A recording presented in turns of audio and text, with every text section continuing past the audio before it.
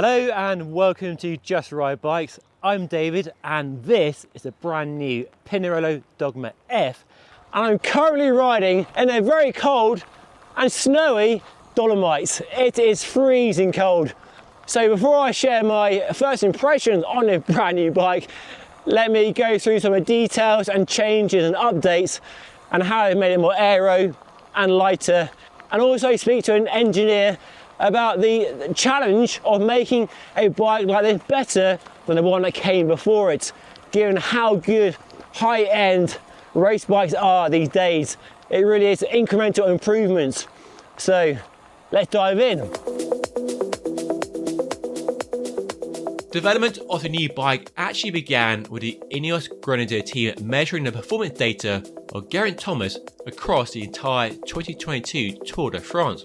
They concluded that savings in CDA and rolling resistance were more useful than saving weight for extracting more performance, with a 0.2% drag reduction being the equivalent of a 175 gram weight saving.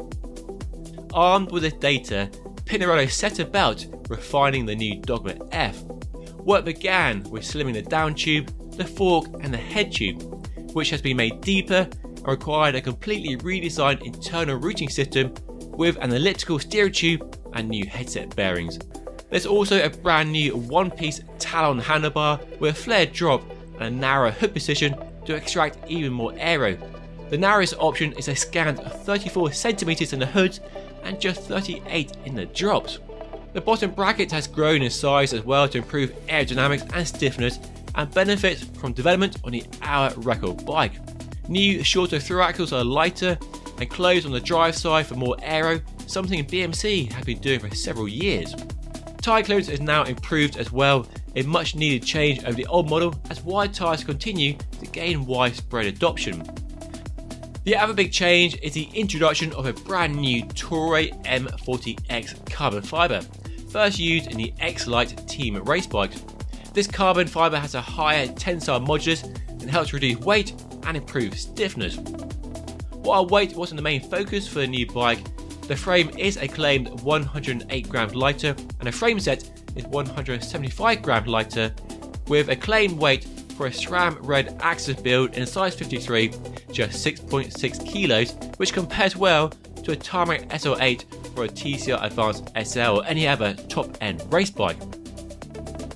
Naturally, the new Dogma F is disc brakes only, but in a nice nod to rim brake fans, they are still making the current Dogma F in a rim brake version, so rim brakes aren't dead just yet. Now let's hear from an engineer about the challenge of improving a top-end race bike.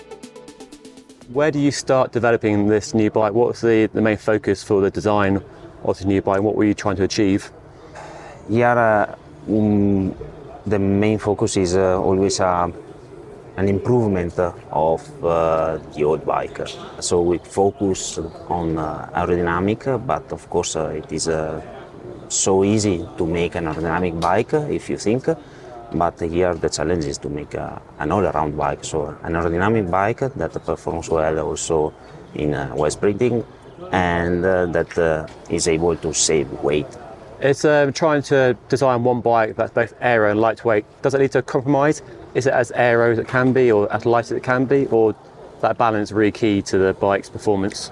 There is always a compromise, of course, because of course, if you want to have an aero bike, that's it. Let's make thin aero section, long aero section, but the bike will become really heavy, first of all, and probably really stiff in vertical, so not comfortable, and probably also not as stiff while sprinting or while going uphill. So that's it, easy. But here the challenge is to balance everything and put all the characteristics together. You said in the presentation that weight isn't that important. Working with a team, you realised that aero, drag and rolling resistance were more important than weight. Can you expand on that development? Yes, of course. We designed, as many years ago, we started designing bikes as a complete system. So bikes plus the rider you cannot focus just on the bikes. And we did a lot of iteration, optimization, automatic optimization using the CFD and some algorithm from the help of the computer.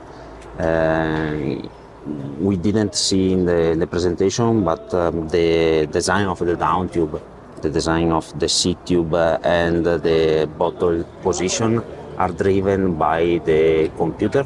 So we did a parametric, let's call it parametric design of the frame, and we let the computer shape the frame in these areas in order to have the highest aerodynamic performances within center constraints that we gave to the computer, of course, because we need to take care of the stiffness, we need to take care of the weight, so we constrained some parameters of the design. The tools you have available now compared to, say, 5-10 years ago, the computers, has that made a big difference in what you're able to achieve with the new bike? Absolutely, yes. Several years ago, you didn't have this power available, computer power available, so the simulation lasts a lot of hours, so you needed to shrink to do less iteration as possible. Here the computer power is coming bigger and bigger, but of course you don't have infinite power. And also here we need to do a lot of choice behind before starting the design, because you cannot explore everything. If you want, you can parameterize everything and let the computer work for you, but it is not possible. And also because the system, the complete system is really complex, because you have a rider that is moving, and you cannot simulate on the computer the moving rider. Visually, the bike looks very similar to the old bike. I guess it's a bike of marginal improvement, incremental improvements, but retaining the visual language of the Dogma is very important. Retaining that style whilst making more aero and... Exactly. There is also a part of style on that bike, so we keep the family feeling of the previous generation of the Dogma F, introducing small improvement like more sharp edges.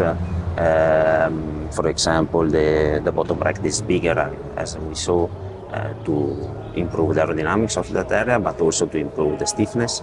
The rounds, the connection between the seat tube and the chase, they are bigger in order to try to recover a little bit of stiffness without having a stiff bike on the vertical plane. Okay.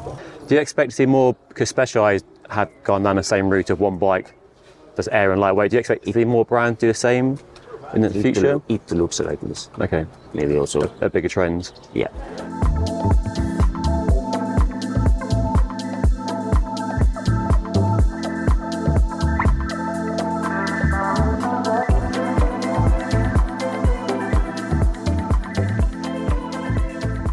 So, first impression of the new Pinarello Dogma F, and well, it ticks all the boxes, to quote Geraint Thomas in their promo video for this bike. And the bike feels incredible, as it should. Top end build, group set, wheels, tyres, sub 7 kilo weight, stiff as you like, power transfer off the scale. However, it does feel very strange out of the saddle. Handlebar really dark left to right, which is quite alarming at first. Very narrow handlebar, but Trek Madone has a narrow handlebar and doesn't feel that sort of darty left to right. The way the bike swings over. I asked a Pinarello engineer about this and was reassured that it's to be expected of the bike, and even more so with the changes to the head tube, which is lighter and stiffer than the old bike, and a very narrow handlebar. But it's still a level of reactiveness I've rarely experienced from other top-end race bikes. The fork also switches from a 43 to a 47mm rake, which a team have been using for several years and based on their feedback to improve handling on descent. This has the effect of reducing a fault trail from 60 to 57. The steering is so fast, I mean, really very fast indeed, especially out of saddle. This no hold barred, no compromise approach definitely needs more than a 55km test ride to get to grips with. So first climb done, up to about 1800 meters in the rain, a climb you might recognize if you've done the Sella Ronda or the Maratona. And as is often the way in the mountains, the weather isn't so good. Now at 2,244 meters, climb 3 or 1 to go, then back down to hotel for a hot shower. Yeah, about 5 degrees right now, and the rain has abated. Climbing does keep you warm, but descending is cold. Look at the view though. That view is pretty spectacular. My hands are freezing. Look at the state of that. That's not healthy at all, is it? This is some crazy weather, guys. Absolutely mental. Don't say I don't suffer in my pursuit to bring you bike content. Not always glamorous. There's not always sunny paradise. Sometimes it's peeing down with rain. Thank goodness for my Castelli jacket though. Link down below if you want a jacket like this, look like I do, and stay warm and dry. But my hands though, yikes. Right, down that road there, back to hotel, and a hot chocolate. What goes up must go down. Final descent of this spectacular route. Despite the weather, despite my hands being freezing cold, and the front brake howling. It's a badly set up front brake, but it still works. And given how the bike does feel unusual when climbing out of the saddle on the hood, and how darty it is, in the drops now, on the descent, it feels absolutely planted. The steering quite slow. The steering just feels really good and pretty neutral.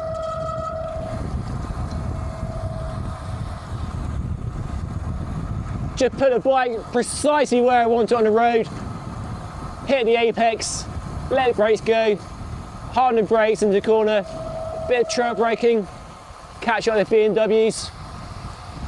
Look at that view, guys, look at the view. Wow, look how amazing this is.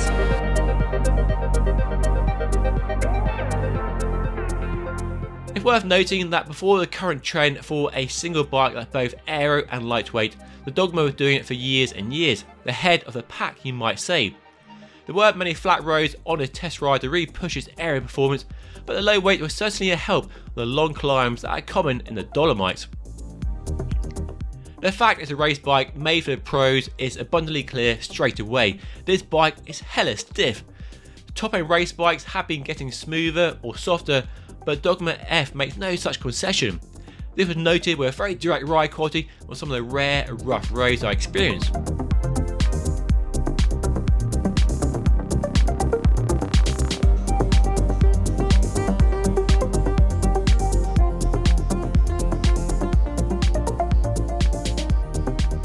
So first impressions on the bike, well, it's an amazing top level, high performance race bike. It's bloody stiff, it's lightweight, but is it light enough? Is it aero enough? That depends on your point of view, but according to Pinarello and Ineos Grenadier, they think it is. They're confident this bike, it's the best balance of all those attributes. Boy, the heck is cold. Whoa! Descending into what looks like even more cloud cover. Oh, I love riding in the mountains. If you get a chance to come to the Dolomites, scratch that, make the chance to come to the Dolomites. Amazing riding. My short test ride left me feeling impressed, but with questions raised, so I look forward to riding the same bike on more familiar roads very soon. Wow, what an amazing place to ride a road bike. Alta Badia in the Dolomites is spectacular. Amazing roads, amazing mountains, weather not so amazing, hence the rain jacket, but I've had a fantastic time. A very brief first ride on the new Pinarello Dogma F, but not enough time on the bike to really get to grips with the changes on the new Dogma F. But first impressions are very good indeed. There will be a more in-depth review on the bike back home in the UK in the next few weeks and months, so make sure you are subscribed to the channel if you want to see that.